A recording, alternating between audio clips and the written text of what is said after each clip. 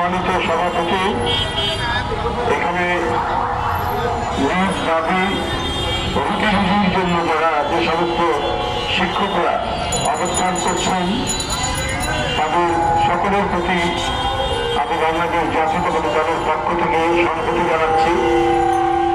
আমরা কখনোই প্রত্যাশা করিনি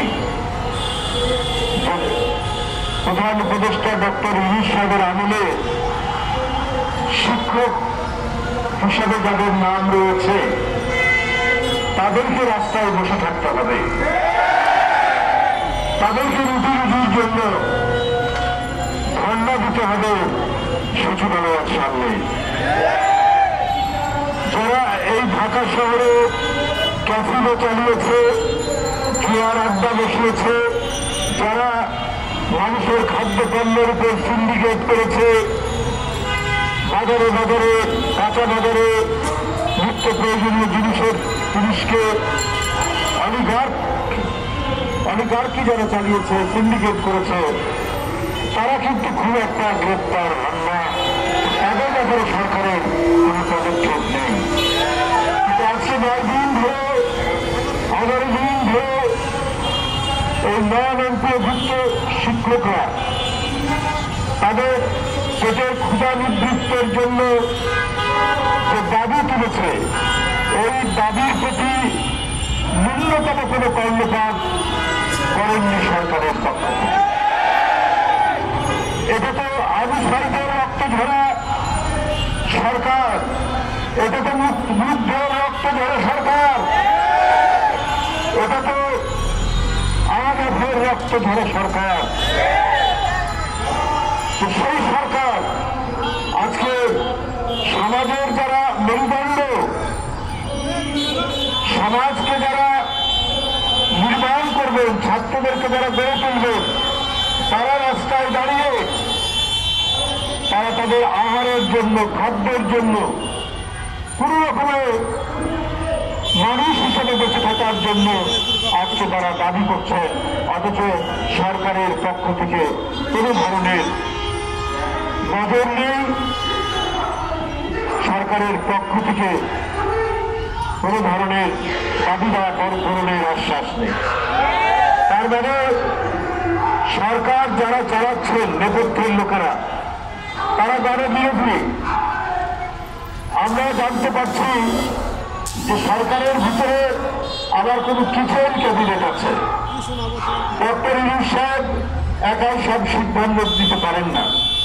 এটা ঠিক যে ক্যাবিনেট মিটিং তো সবাইকে নিয়েই হবে, দেশের ডেভেলপমেন্ট, দেশের বড় বড় খাতে, কিন্তু কিছু সিদ্ধান্ত তো প্রধান উপদেষ্টা, যিনি প্রধানমন্ত্রীর পদমর্যাদায়, তিনি নিতে পারেন। কিন্তু 2-3 জন উপদেষ্টা তারা তাকে যেটা জনবান্ধব প্রকৃতির কোন সিদ্ধান্ত নিতে দিচ্ছেন না। আমলাতন্ত্রের কথা বলেছেন সেলিম ভাই, বিএনপি সাংগঠনিক সম্পাদক, এবং যিনি এই শিক্ষক সমাজের নারীর খবর রাখেন, যার জীবন কেটেছে এই শিক্ষকদেরকে ভালো রাখার জন্য, সুখী রাখার জন্য, তাদের পক্ষে যিনি সংগ্রাম করেছেন অধ্যক্ষ সেলিম ভূঁইয়া সাহেব, তিনি কখনোই, আমার বিশ্বাস, যে কথাগুলো বলেছেন, যে অভিযোগগুলো করেছেন, এটা একটাও কোনো বাড়তি অভিযোগ করেননি।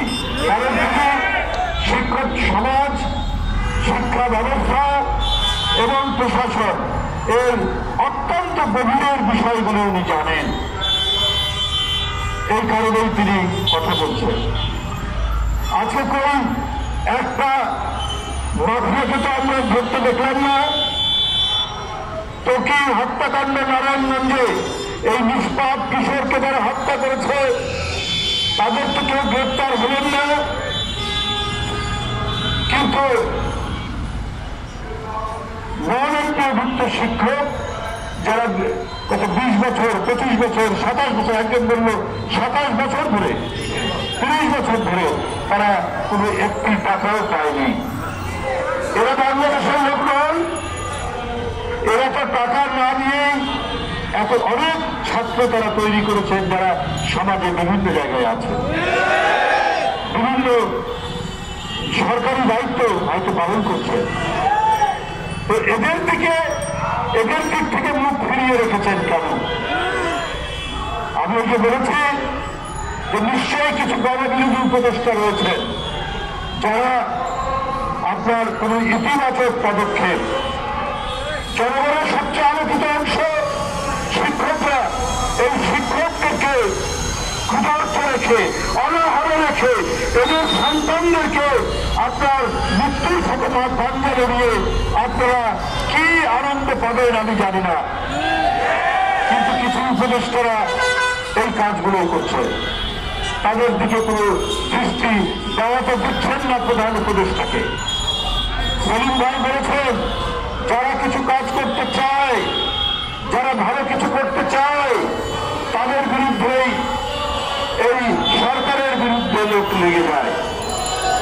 ডক্টর এম আমিনুল ইসলাম একজন মেধাবী শিক্ষক, একজন বড় একাডেমিশিয়ান। আমরা অনেকেই তাকে চিনি, আমরা অনেকেই চিনি বলেই কি তাকে অপমানিত করা হচ্ছে? যিনি ম্যাট্রিক ইন্টারমিডিয়েটে স্ট্যান্ড করেছিলেন, ক্লাস করেছেন, ফিজিক্সের মতো একটি সাবজেক্টের দেশ বিদেশ থেকে তিনি ডিগ্রি অর্জন করেছেন এবং সুনামের সাথে কাজ করেছেন। ডক্টর হিসেবে সরকারি তাকে সহকারী উপদেষ্টা বানিয়েছেন। কাল সকালবেলা তার নাম উপদেষ্টা ঘোষণা করে বিকেলে তার নাম বাদ দেওয়া ডক্টর আমিনুল ইসলামকে এইভাবে আপনার অপমানিত করা, এইটা এই সরকারকে কে দায়িত্ব দিয়েছে? এইটা কতিপয় উপদেষ্টা প্রধান উপদেষ্টার কান ভারী করে অথবা নানাভাবে চক্র করে নাম ঘোষণা হওয়ার পরে ডক্টর আমিনুল ইসলামকে উপদেষ্টা, শিক্ষা উপদেষ্টার মতো জায়গায় তাকে না দিয়ে চক্রান্ত করা হয়েছে। আমরা অনেকেই তার ছাত্র, আমরা স্যারকে অত্যন্ত শ্রদ্ধার চোখে দেখি। তার নিষ্ঠা, তার সততা, তার দেশের প্রেম এবং তার কর্মদক্ষতা আমরা ছাত্র হিসেবেই দেখেছি। এইরকম একজন গুণী যোগ্য মানুষ, অথচ তার প্রতি যে অপমান করল এই অন্তর্বর্তীকালীন সরকার, এটা অত্যন্ত দুর্ভাগ্যজনক। আজকে ভালো কাজ হচ্ছে না বলেই আজকে নন এমপিওভুক্ত শিক্ষকদের দাবির প্রতি কোনো কর্ণপাত করা হয়নি, কোনোভাবেই কর্ণপাত করা হচ্ছে না। এই যে রোজা, এই রোজা জনগণ তো এই রমজান মাসে জিনিসপত্রের দাম সস্তা চায়, অন্য কিছু চায় না। কেউ আপনার বাড়ি তিনতলা করে দিতে হবে, সোনা দানায় ভরিয়ে দিতে হবে সেটা চায় না। শুধু কোন রকম পেট ভরে 3 বেলা খেতে চায়, না হলে কমপক্ষে 2 বেলা খেতে চায়। দেখুন তরি তরকারিটা একটু কেনার মতো জায়গা, ওই সেই সব জায়গায় আমরা কোনো ইন্টারফেয়ার আমরা দেখিনি, সরকার ইন্টারভেনশন দেখিনি, আমরা হস্তক্ষেপ দেখিনি। কেন আজকে কারণ বাজার, কেন আজকে বেগম বাজার, কেন আজকে বাদামতলি, বিভিন্ন জায়গায় হু হু করে আপনার জিনিসপত্রের দাম বাড়ছে, যেগুলো রোজার মাসে অত্যন্ত প্রয়োজনীয়। পেঁয়াজ, রসুন, বুট, ডাল, কাঁচামরিচ প্রত্যেকটির দাম প্রতিদিনই 1 টাকা, 2 টাকা, 3 টাকা, 5 টাকা লাভ দিয়ে দিয়ে বৃদ্ধি পাচ্ছে। কারণ জনহিতকর কাজ, জনহিতকর কাজের প্রতি এই সরকারের অনেকেই গুরুত্ব দিচ্ছেন না। আমি সবার কথা বলবো না, আমরা প্রধান উপদেষ্টাকে সম্মান করি, তিনিও দেশের একজন গুণী ব্যক্তি, তিনি দেশের জন্য সম্মান বয়ে নিয়ে এসছেন আন্তর্জাতিকভাবে। তিনি তো তার সিদ্ধান্তের উপর, তিনি যে সিদ্ধান্ত নেবেন সেই সিদ্ধান্তের উপর থেকে থাকতে হবে। তাকে দেখতে হবে যে ডানে আশেপাশে শেখ হাসিনার দেশের, শেখ হাসিনার ক্যাসিনো রাজনীতিকে যারা টিকিয়ে রেখেছিল, তা যদি আপনার প্রশাসনে থাকে তাহলে তো আপনার শিক্ষকদের উন্নতি হবে না, যারা আজকে সরকারের বেনিফিট বঞ্চিত তাদেরকে তো এইভাবেই রাখবে। আমলাতন্ত্র তো তাই, জনগণের সাথে রাজনৈতিক কর্তৃপক্ষ অথবা সরকারের দূরত্ব তৈরি করা, এইটাই যুগ যুগ ধরে আপনারা করে এসছে। হয়তো ডক্টর ইউনূস সাহেবকে বলছেন এই যারা শিক্ষকরা এখানে বসে আছে এদের দিকে গুরুত্ব দিতে হবে না, এরা হচ্ছে ব্যাং ছাগলের মতো, এদের দিকে আপনি দৃষ্টি দেওয়ার দরকার নেই। এই আমরাই বোঝাই। ওই উপদেষ্টাদের মধ্যে অধিকাংশই এরা তো কখনো জনগণের সাথে রাজনীতি করে। হ্যাঁ, কেউ শিক্ষক ছিলেন, কেউ আমলা ছিলেন, কেউ আপনার সুশীল সমাজের লোক, কিন্তু জনগণের সাথে মিশলে পড়ে এবং সেইখান থেকে বের হয়ে আসলে তখন বোঝা যেত আপনাদের মমত্ব কতটুকু। তখন স্বয়ংক্রিয়ভাবেই আপনাদের মমত্ব থাকতো এই শিক্ষকদের উপর। আমি আপনাদেরকে বলতে চাই, আপনাদের বিষয় সেখানে সেলিম ভাই আছে, আমরা আবারও এই ফোরাম থেকে আজকে যারা অবস্থান করছেন তাদের পক্ষ থেকে সরকারের কাছে জোরালো দাবি জানাচ্ছি, তাদের দাবি মেনে নেওয়া হোক, অবশ্যই মেনে নেওয়া হোক। এই রমজান মাসে এই রোজা রাখা মানুষ আল্লাহর কাছে তাদের যে মোনাজাত করছে, কমপক্ষে তাদের সন্তান যাতে দুমুঠো খেতে পারে, এই জন্য যে দাবি করছে, এই দাবি মেনে নেওয়ার আমি আহ্বান জানাচ্ছি এবং ডক্টর মামিনুল ইসলামকে তার মর্যাদা, তার সম্মান ফিরিয়ে দেওয়ার জোর দাবি জানাচ্ছি। আপনাদের সকলকে ধন্যবাদ।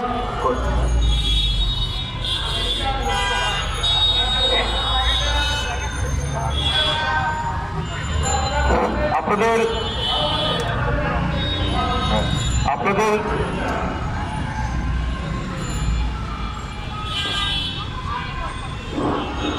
বন্ধুরা, আপনাদের বিষয়গুলি আমরা আমাদের বিএনপি যদি ক্ষমতায় আসে তখন আরো ভালোভাবে সেটি দেখা হবে।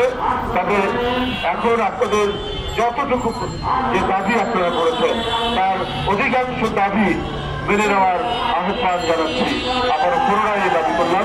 ধন্যবাদ সবাইকে।